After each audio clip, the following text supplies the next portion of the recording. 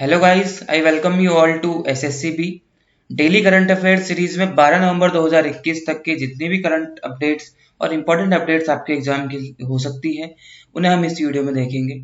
और हम बिना कोई देरी किए हुए सीधे अपने वीडियो की तरफ बढ़ते हैं। सबसे पहले है recently FW de Klerk has died, he had been president of which country. भी हाल ही में एफ डब्ल्यू डी क्लर्क, ये एक देश के राष्ट्रपति हुआ करते थे कभी, इनकी मृत्यु हो गई। ये कौन से देश के राष्ट्रपति थे? देखिए, बहुत ही इंपॉर्टेंट व्यक्ति हैं। और ये हालांकि ये अभी राष्ट्रपति नहीं थे, ये पहले वहां के राष्ट्रपति रह चुके हैं। तो इसका आंसर है, ऑप्शन नंबर है, south Africa. F W de Klerk south Africa के राष्ट्रपति रह चुके थे। कब? 1989 से लेकर के 1994 ये इनका टर्म था। इस टाइम पे ये वहां पे राष्ट्रपति रह चुके थे। तो अब ये इतने पुराने राष्ट्रपति वहां के आज हमारे लिए इम्पोर्टेंट हमारे देश में क्यों हो जाते हैं? इनकी मृत्यु हुई तो हम यहाँ क्यों पढ़ रहे हैं इसको? ठीक है, देखिए, एक से बता देता हूँ कि ये इस टाइम पे राष्ट्रपति थे 1994 तक, और इसके बाद यहाँ वहाँ के ये डिप्टी प्रेसिडेंट बन गए थे 1994 से लेकर 1996 तक, यानी कि 2 साल के लिए 94 से लेकर 96 तक ये वहाँ पे डिप्टी प्रेसिडेंट बने थे। तो ये इंपॉर्टेंट क्यों है? देखिए, वहाँ पे जो व्हाइट माइनॉरिटी रूल हुआ करता था उस टाइम पे, उस समय के लास्ट प्रेसिडेंट यही थे।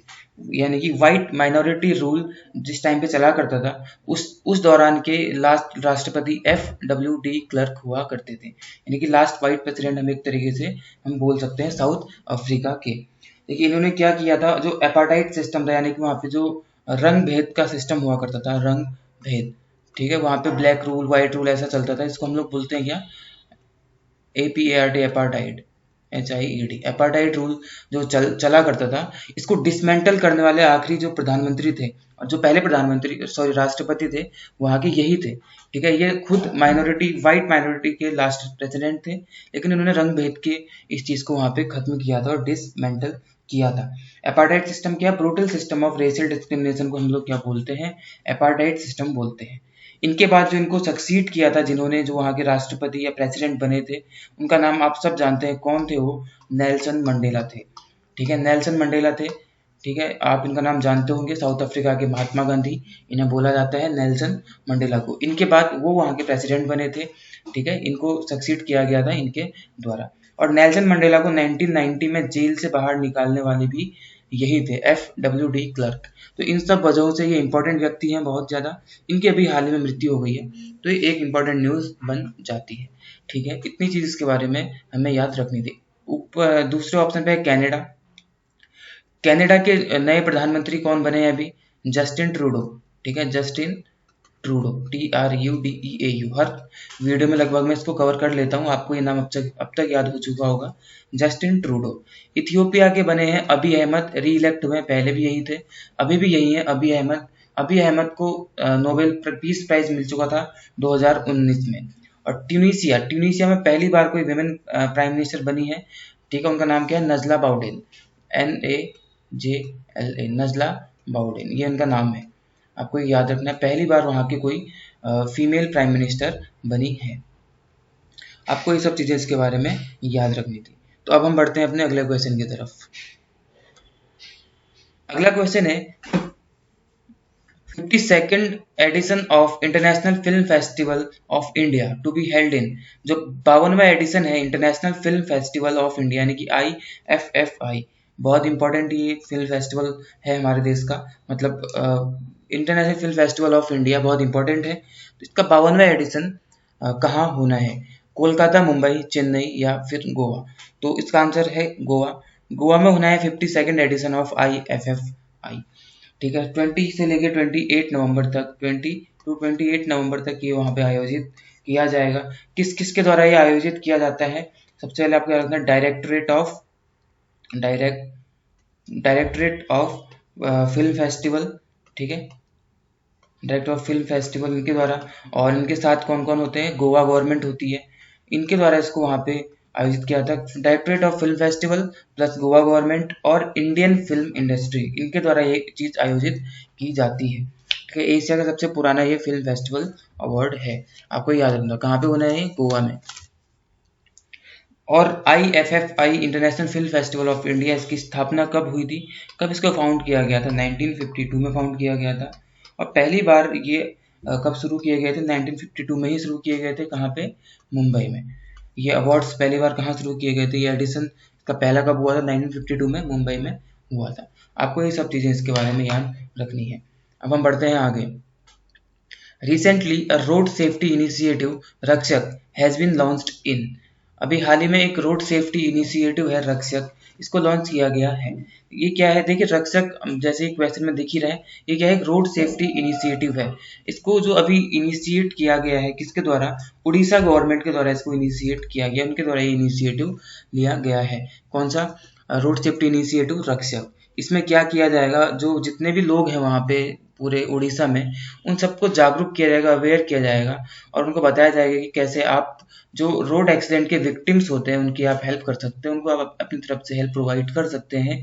इन सब चीज़ों के बारे में उनको अवेयर किया जाएगा, इन सब चीज़ों के बारे में उनको बताया जाएगा। तो ये है रक्षक road safety initiative of Orissa. Orissa की गवर्नमेंट ने इसको अभी किया है।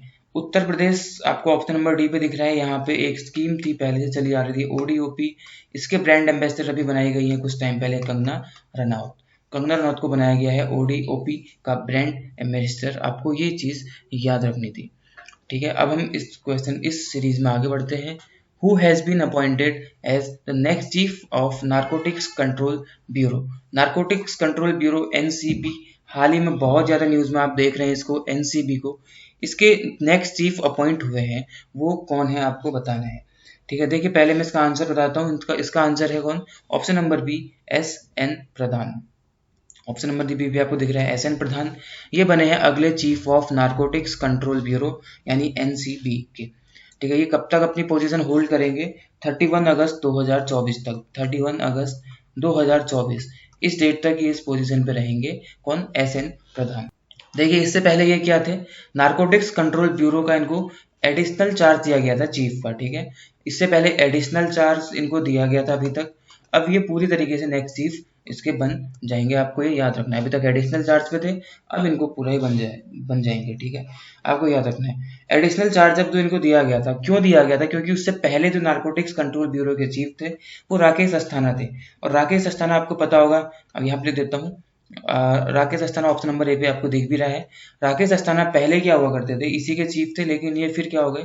दिल्ली पुलिस कमिश्नर इनको बना दिया गया। दिल्ली पुलिस कमिश्नर इनको बना दिया गया, तो वो पोजीशन रिक्त हो गई और वहां पे भेज दिया गया किसको? एस.एन. प्रधान को एक एडिशनल चार्ज के रूप में डाल दिया गया था और अब ये यहाँ के फुल फ्लेजेड चीफ बन जाएंगे, ठीक है। आपको ये सब चीजें इसमें याद रखनी थी। और देखिए पहले जो आपको दिख रहा है ऑप्शन नंबर सी पे, अतुल करवाल। अतुल करवाल कौन है? ये भी एक आईपीएस ऑफिसर है, फॉर्मर। अभी ये न्यूज में क्यों है? क्योंकि इनको NDRF national disaster relief fund, इसका क्या बना दिया गया है? इनको डीजी नियुक्त कर दिया गया है, ठीक है। तो आपको ये सब चीजें यहाँ पे याद रखनी है, ठीक है। ये सब चीज़ों को आपसे पूछा सकता है। अपॉइंटमेंट से आपके काफ़ी सारे क्वेश्चंस आते हैं। तो कौन बने? एस.एन. प्रधान। पहले क्या थे? एडिशनल थे क्योंकि उस टाइम पे जो राकेश अस्थाना थे उनको डीपीसी बना दिया गया था, दिल्ली पुलिस कमिश्नर, ठीक है। और अतुल करवाल दिख रहे हैं, ये भी एनडीआरएफ के डीजी बनाए गए हैं। ये सब चीज़ें आपको इसमें याद रखनी थी। आगे बढ़ते हैं। An online platform EGCA has been launched by which ministry? एक ऑनलाइन प्लेटफॉर्म है EGCA, इसको किस मिनिस्ट्री या किस मंत्रालय के द्वारा लॉन्च किया गया है? अगर मैं इसका फुल फॉर्म आपको बताऊंगा तो आप ऑटोमेटिकली जान जाएंगे कि इसको किसने लॉन्च किया होगा। क्या इसका फुल फॉर्म है? E governance for civil aviation, ठीक है। इसका फुल फॉर्म है e governance for civil aviation. इसको अभी क्यों इसको लॉन्च किया गया? देखिए क्या इसका आंसर हो जाएगा? Option number B, civil aviation ministry इसका आंसर हो जाएगा। इसको क्यों अभी इसको लॉन्च किया गया है? देखिए ये ऑनलाइन जो जितनी भी इंफॉर्मेशन होती है इनकी, उस सब चीज़ों की स्पीडी ट्रायल के लिए, स्पीडी सर्विस डिलीवरी के लिए और सिक्योर एनवायरनमेंट क्रिएट करने के लिए, इंफॉर्मेशन के डिसएमिनेशन के लिए, ताकि एक प्लेटफॉर्म पे ये सब चीज़ें हो जाएं, ईजीसीए को क्या किया गया है? अभी लॉन्च किया गया है इन सब चीज़ों के लिए। इसका एम क्या है? इसको किस मकसद से किया गया है? मतलब ये वही सब चीज़ें जो वेरियस सर्विसेज होती हैं एविएशन मिनिस्ट्री में, एविएशन इंडस्ट्री में, उन सब चीज़ों की एफिशिएंसी को एनहांस करने के लिए इसको अभी लॉन्च किया गया है। आपको ये सब चीज़ें याद रखनी है। ईजीसीए को किसके द्वारा डेवलप किया गया है? टीसीएस के द्वारा, यानी कि टाटा कंसल्टेंसी सर्विसेज, इसके द्वारा इसको डेवलप किया गया है, ठीक है। इतनी जानकारी आपको इससे मिलती है। हम अब बढ़ते हैं अगले क्वेश्चन की तरफ। Which day has been approved by union cabinet as Janjatiya Gaurav दिवस। यूनियन कैबिनेट के द्वारा जनजातीय गौरव दिवस के तौर पर किस दिन को अप्रूव किया गया है? अब कौन सा दिन जनजातीय गौरव दिवस के तौर पे मनाया जाएगा? इसका आंसर है 15 नवंबर। 15 नवंबर को जनजातीय गौरव दिवस के तौर पे मनाया जाएगा। क्यों? क्योंकि जो ब्रेव बहादुर ट्राइबल फ्रीडम फाइटर्स थे उनको कोमेमोरेट करने के लिए, ठीक है, जो हमारे जितने भी ब्रेव ट्राइबल फ्रीडम फाइटर्स थे उनको कोमेमोरेट करने के लिए जनजातीय गौरव दिवस सेलिब्रेट किया जाएगा। और जो ट्राइबल हिस्ट्री और कल्चरल हेरिटेज है ट्राइबल की हमारे देश में, उन सब चीज़ों को भी कोमेमोरेट किया जाएगा, उन सब चीज़ों को यहाँ पे बढ़ावा दिया जाएगा। उस चीज़ के लिए इसको क्या किया जा रहा है, मनाया जाएगा 15 नवंबर को। 15 नवंबर को बिरसा मुंडा का भी बर्थ एनिवर्सरी होता है। बिरसा मुंडा, देखिए बिरसा मुंडा को जो ट्राइबल कम्युनिटी होती है वो सब अपना एक तरीके से गॉड मानती है, भगवान मानती है। किसको? बिरसा मुंडा को। ठीक है, ये सब चीज़ें आपको इसमें पता रहनी चाहिए थी। हम बढ़ते हैं आगे। What does M stand for in E Amrit? E Amrit में एम का क्या मतलब है? इसके लिए आपको क्या पता होना चाहिए? ई अमृत का फुल फॉर्म मैंने लिखा है यहाँ पे। देखिए ई अमृत को नीति आयोग के द्वारा 10 नवंबर 2021 को लॉन्च किया गया है। नीति आयोग आपको दिख रहा होगा पहले पैरा में, नीति आयोग के द्वारा। क्या फुल फॉर्म है ई अमृत का? E mobility revolution for India's transportation. ठीक है, आपको यहाँ पे दिख रहा होगा E mobility revolution for India's transportation, कि जो इंडिया का ट्रांसपोर्टेशन है उसमें क्या करना चाहते हैं, एक रिवॉल्यूशन लाना चाहते हैं। तो उसके लिए जो मोबिलिटी है इस चीज़ को बढ़ावा देना चाहते हैं, एक्सेलरेट करना चाहते हैं। तो एम का क्या मतलब है यहाँ पे? मोबिलिटी। ऑप्शन नंबर सी हो जाएगा इसका आंसर। ठीक है, इसका फुल फॉर्म देख लेना है, E mobility revolution for India's transformation. ये एक तरीके से क्या है, वेब पोर्टल है। ठीक है, जहाँ पे क्या किया जाएगा, ई अमृत वेब पोर्टल पे क्या किया जाएगा, एक तरीके से अवेयरनेस क्रिएट की जाएगी इलेक्ट्रिक मोबिलिटी की। भारत में इलेक्ट्रिक मोबिलिटी की अवेयरनेस क्रिएट करने के लिए इसको अभी लॉन्च किया गया है। ठीक है, it has been developed as a one stop site for all the information related to the adoption of electric vehicles in India. Bharat में इलेक्ट्रिक व्हीकल्स के एडॉप्शन से रिलेटेड जितनी भी सारी इंफॉर्मेशन हो सकती है वो सब चीज़ आपको एक ही जगह पे मिल जाएंगी। वो कौन सी जगह होगी? ई अमृत वेब पोर्टल होगी। ठीक है, ये सब चीज़ें आपको इसमें याद रखनी है। आगे बढ़ते हैं अगले क्वेश्चन की तरफ। When is national education day is observe? When is national education day observe? National education day कब ऑब्जर्व किया जाता है, आपको ये बताना है। देखिए अभी कल ही इसको ऑब्जर्व किया गया 11 नवंबर को, आपको पता होगा।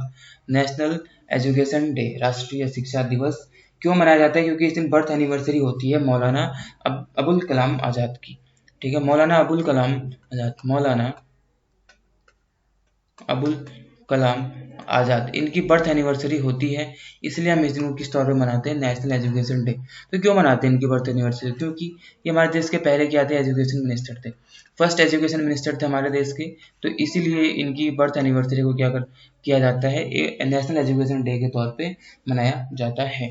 कब इनका बर्थ हुआ था? 11 नवंबर 1888 में इनका जन्मदिन होता है, यानी कि 1888 में ये पैदा हुए थे। ठीक है, ये सब चीज़ें आपको इसमें याद रखनी थी। ISSI यानी कि ईसी सैनेक, ठीक है, ईसी सैनेक या ISSI snake is a newly found species of. इनमें से किस चीज़ की स्पीसीज है जो अभी अभी हाल ही में मिली है? ठीक है, किसके द्वारा, किसकी स्पीसीज है? सबसे पहले ओनियन दिख रहा है, ओनियन की नहीं है। देखिए ओनियन की क्या है जो हाल ही में मिली थी, जो उत्तराखंड से ही मिली थी, उत्तराखंड के चमोली डिस्ट्रिक्ट में ओनियन की नई स्पीसीज को डिस्कवर किया था। उसका नाम क्या है? एलियम नेगियनम। ठीक है, एलियम नेगियनम ये एक नई स्पीसीज है ओनियन की जो उत्तराखंड के चमोली में मिली थी। एलियम असल में जो ओनियन की स्पीसीज होती है उसी फैमिली को एलियम बोला जाता है, और नेगियनम इसका नाम रखा गया था। एलियम नेगियनम ओनियन की स्पीसीज थी। तो ISSI सैनेक या ईसी सैनेक किसकी स्पीसीज है? ये डायनासोर की है। ऑप्शन नंबर डी पे आपको दिख रहा है डायनासोर। अभी ये मालूम चला है कि डायनासोर की एक नई स्पीसीज मिली है, मतलब ये पहले हुआ करती थी तो अभी तक हमें ज्ञात नहीं थी। कौन सी? ISSI सैनेक। ठीक है, ये हमें पता चला है। ये कहाँ पे हुआ करती थी, कहाँ पे इसके अवशेष मिले हैं? ये मिले हैं ग्रीनलैंड में। ग्रीनलैंड में ये कोई एक स्पीसीज हुआ करती थी, ऐसा हमें अभी मालूम चला है। जितनी भी नई स्पीसीज मिलती हैं ये भी काफ़ी इंपॉर्टेंट एग्जाम के लिए हो जाते हैं। Which country has topped climate change performance index by German watch? देखिए जर्मन वॉच के द्वारा क्या किया जाता है, क्लाइमेट चेंज परफॉर्मेंस इंडेक्स को निकाला जाता है, जो हाल ही में निकाला गया है।